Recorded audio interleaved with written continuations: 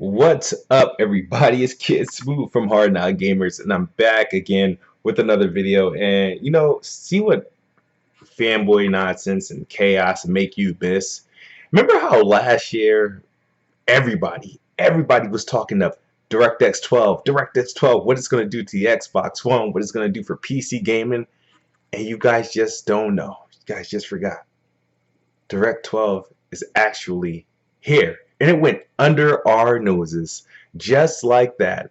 It flew under the radar of the whole quantum break going to PC and this and that, and I'm selling this and that, and DirectX 12 is here. You know, I was looking at the quantum break specs, the minimum requirements and the recommended specs, and I noticed something. It was something in one department that did not change. And it's we had Tomb Raider, Rise of the Tomb Raider, gorgeous looking game on both Xbox One and PC. Xbox One version of Rise of the Tomb Raider compared to the PC on max settings version of Rise of the Tomb Raider, they were hand in hand. The only thing, the PC got the edge because it had 60 frames per second and it had the new whatever technology with the hair and a little bit more weather effects, but it wasn't like no knockout blow. I'm glad I didn't pay another full $60 for the PC version. I'm glad that I only spent like $9 on the PC version because it's an upgrade, but it ain't no knockout upgrade. But let me get back to the point of my video. I was looking at Quantum Break, the requirements, the minimum requirements, right? And what people don't know, people still may not know the Quantum Break's minimum requirements. So let me just go through them with you, right? So the minimum requirements, you have to have Windows 10 64-bit. Minimum, maximum, you have to have Windows 10 64-bit. No way about it. Minimum, DirectX 12. CPU, Intel Core i5-4600 or AMD FX 6300. GPU, either a GTX 760 or AMD equivalent. You know what I mean? This is minimum.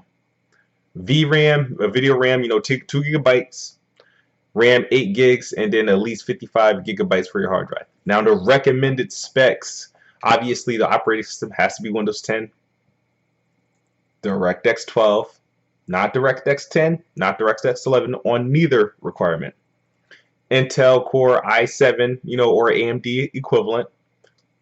Graphics card, a GTX 980 Ti or an AMD equivalent, which would be like the R9 Fury X, or if you have a Titan, good luck. 6 gigabytes of VRAM is the recommendation. 16 gigs of RAM is the recommendation. So this is so you can get the full experience of Quantum Break, like so you can make it worth being better than your Xbox version. And then obviously 55 gigabytes available space. Now what went under my nose is that I'm like, DirectX 12. This is a DirectX 12 game. No wonder the game went through delays. This is a DirectX 12 games. It's not a port. It's not a DirectX 11 base. It's a DirectX 12. And it's crazy because people say the Xbox One is so underpowered. Like the Xbox One is so underpowered, DirectX 12 won't help. But somehow, the PC version, the minimum requirements of the PC version of this game beats out what's inside of an Xbox One already.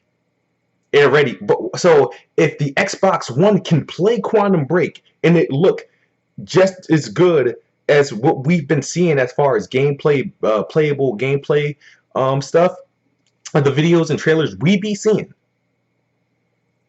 and the PC requirements is that demanding versus what's already inside the Xbox One, doesn't fucking add up.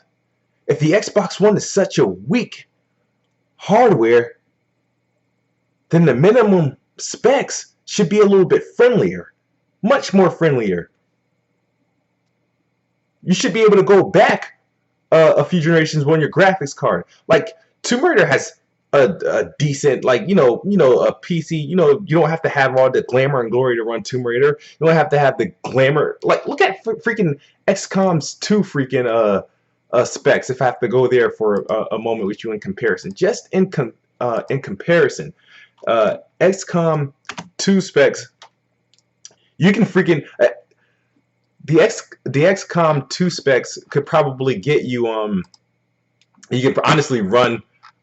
People gonna hate me for saying this. You could probably run XCOM 2 on the Xbox 360, honestly, with their specs in comparison. DirectX 11 base on XCOM 2. You only need 4 gigs of RAM. 1 gigabyte ATI Radeon or a GTX 460 for minimum. But let's go to Quantum Break. DirectX 12. The recommended specs is the specs you need to pay attention to, because that's what you're going to get the full advantage. But the thing that blows my mind out, nobody's really talking about this, is that for the Xbox One, I can't wait for comparison videos. But for the Xbox One to be this weak little platform, and the same game that's going to go on PC has to have all these high-ass settings just to enjoy it at some, I don't know whether it's 4K it's going to be supporting. I don't know what it is, but I want to know how much better is it going to look, and how the Xbox One version is going to compete. But the Xbox One obviously have DirectX 12 because the Xbox One is currently running Windows 10. We see the specs, and we know what the Xbox One has. So on April 5th, I can't wait till Digital Foundry do this side-by-side comparison, because then I'm going to sit back and say, what does this really mean? DirectX 12 is here, and we'll get to experience firsthand Quantum Break being the first official DirectX 12 that is actually playable full retail. Xbox is the best box, and I am the best bot. Hope you get it.